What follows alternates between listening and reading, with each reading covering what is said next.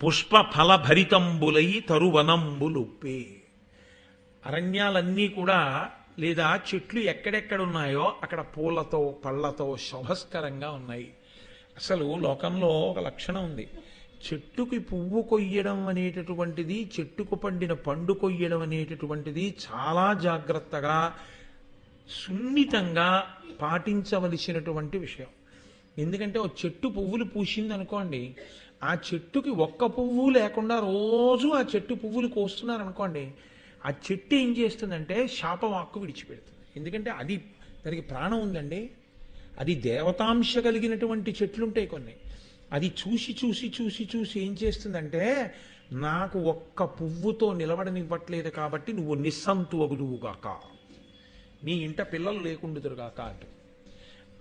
ఇప్పుడు మనం ఏం చేస్తున్నామంటే, మార్నింగ్ వాక్ ఎడితే కుక్కల భయానికి కర్ర పట్టుకెళ్ళడం తప్పు కాదు, కానీ ఎదురింటి